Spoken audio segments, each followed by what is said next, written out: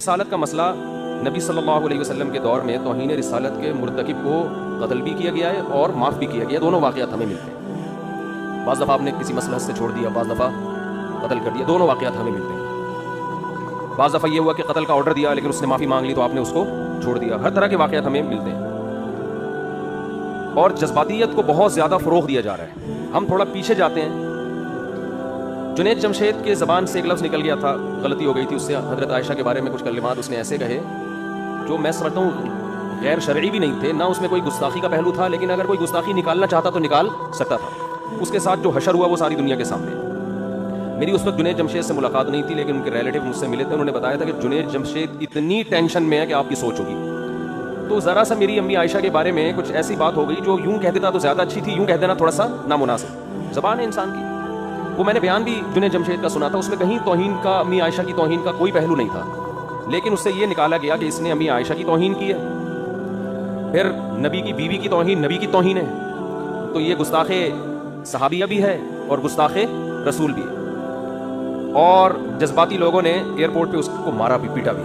جس پہ گزرتی ہے نا وہ جانتا ہے کہ, اور خاص طور پہ ایک آدمی جو عزت دار ہو معاشرے میں, مشہور ایک سیلیبریٹی ہو, اس طرح سے اس کو ایئرپورٹ پہ مارا کوٹا گیا ہے.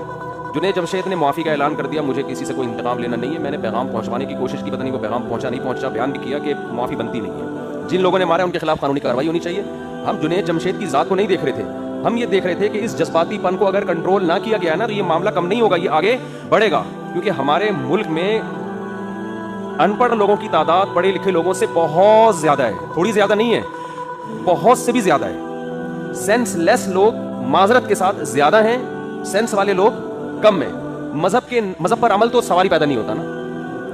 مذہب پر عمل تو جتنے لوگ کر رہے ہیں وہ تو آپ کو پتا ہے. مذہب کے نام پہ مارنا کوٹنا, مذہب کے نام پہ کسی کو ٹھوک دینا پکڑ کے, یہ جنت جانے کا بہترین راستہ ہے. یہ اس وقت بھی میں نے یہ بیان کیا تھا, اس وقت بھی میں نے دوست احباب کو کہا تھا کہ بھائی یہ چیز روکنے کی ضرورت ہے. لیکن افسوس کے ساتھ کہنا پڑتا ہے کہ شاید اس وقت اتنے بھرپور طریقے سے اس پہ آواز اٹھائی نہیں گئی.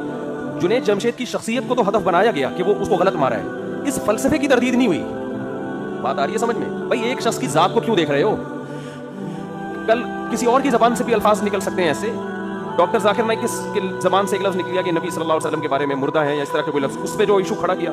یہ نہیں دیکھ رہے کہ ایک آدمی ہزاروں لوگوں کے اسلام میں داخلے کا سبب بن رہا ہے, وہ نبی کے مشن کی تکمیل کر رہا ہے, مگر زبان کی جو غلطیاں ہیں ان کو پکڑا جا رہا ہے. سرگودا میں بے نظیر صاحبہ جب وہ اپنے دور میں وہ آئیں بیان کر رہی تھیں تو انہوں نے بیان کے دوران اذان ہونے لگی. اردو ان کی اتنی اچھی نہیں ہے, انہوں نے کہا اذان بج رہا ہے, آپ لوگ خاموش رہیں. اس وقت میڈیا اتنا فاسٹ نہیں تھا. میں نے ساتھیوں سے کہا کہ اگر میڈیا اتنا فاسٹ ہوتا ہے نا جتنا آج ہے, تو بے نظیر صاحبہ کو بھی جذباتی لوگوں نے معاف نہیں کرنا تھا.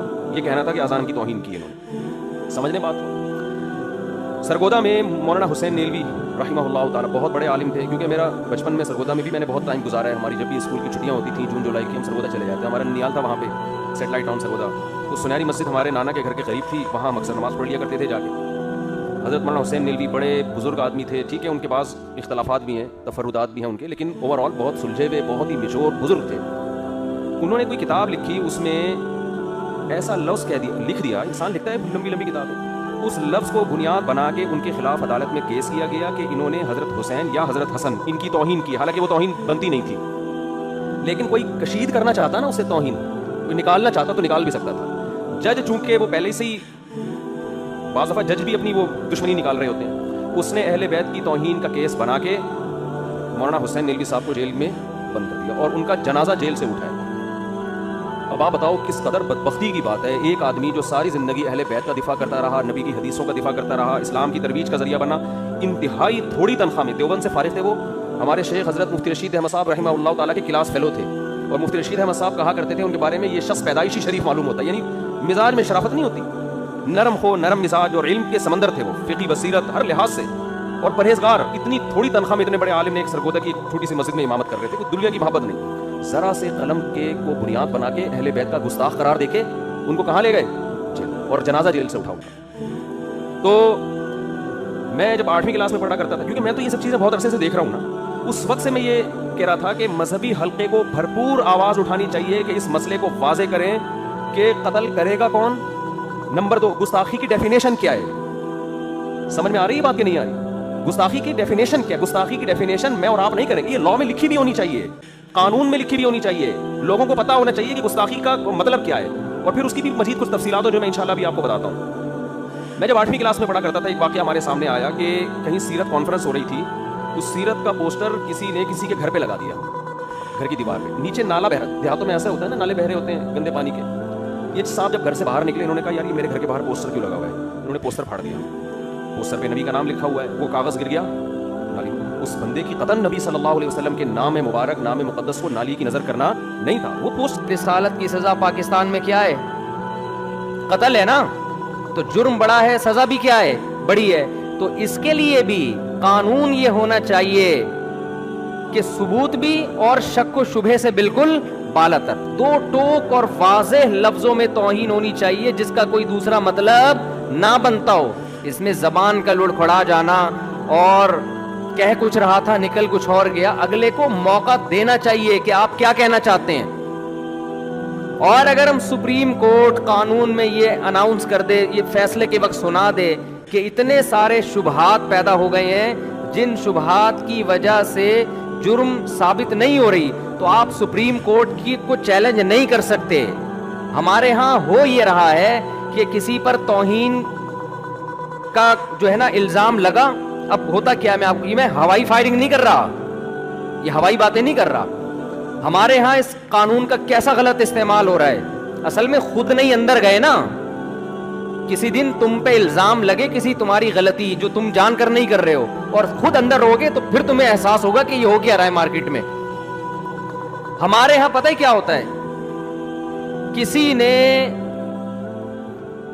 کوئی پوسٹر پھاڑ دیا, اس بیچارے کو نہیں پتا تھا کہ اس پہ نبی صلی اللہ علیہ وسلم کا نام لکھا ہوا ہے, اس کی دیوار خراب کر دی, آپ نے پوسٹر لگا دیا, وہ پوسٹر پھاڑ دیا اس نے, وہ نیچے کہیں نالی میں گر گیا.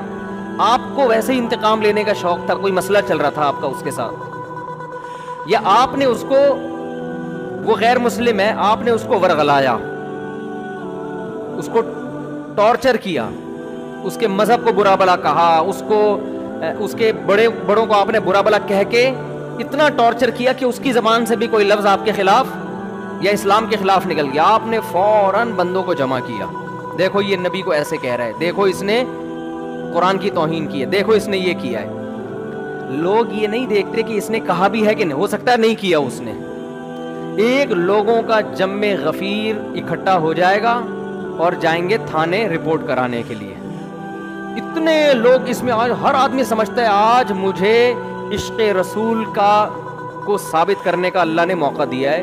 چرسی بھی آپ کا ساتھ دیں گے, ہیروئن جی بھی آپ کے ساتھ ہوں گے, محلے کے بڑے بڑے غنڈے جن 20 بندوں کو قتل کر چکے تھے, آج تک کبھی انہوں نے کوئی سنت پوری نہیں کی ہوگی, لیکن ان کو بھی موقع ملے گا کہ آج ہمیں موقع ملا ہے ہم توہین رسالت کے مرتکب کو کیفر کردار تک پہنچائے. وہ اس کی تحقیق نہیں کرتے کہ حقیقت میں ایسا ہوا بھی ہے کہ نہیں ہوا.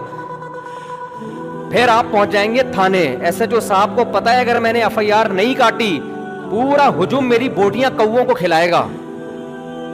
سمجھ رہے ہو نہیں یاری بات, میرا خیال ہے یہ قوم کا جذباتی پن ہے جو میں بتا رہا ہوں. نہیں سمجھ میں آ رہا نا تو کبھی آپ کے اوپر پڑے گی تو پتا چلے گا. پھر جناب ایف آئی آر بھی کٹے گی, تمہارا باپ بھی کاٹے گا ایف آئی آر. تو پھر جب عدالت میں مقدمہ چلے گا, جج کو پتا ہے اگر میں نے جیل نہیں کیا تو قوم مجھے, میری بوٹیاں کس کو کھلائے گی؟ کووں کو کھلائے گی. سمجھتے ہو؟ اور ادھر سے جو وکیل ہوگا نا, جو اس کی طرف سے وکیل ہے جس پر فرد جرم لگی ہے, اس کو پتا ہے کہ اگر میں نے اس کا زیادہ دفاع کیا تو میری بوٹیاں کس کو کھلائی جائیں گی؟ کووں کو. بتاؤ ایسے موقع پہ انصاف ملے گا کسی کو؟ نہیں, یہی بات سمجھ میں. پھر جب وہ کیس اس کے اوپر چلے گا, ہر جج پہنائے گا کہ یار یہ آگے کسی کو, پھر کیس چلتا ہے لمبا. پھر لوگ کہتے ہیں ہم تو پہلے ہی کہتے تھے حکومت قادیانیوں سے ملی ہوئی ہے, سیدھا سیدھا لٹکا کیوں نہیں رہی اس کو مجرم کو؟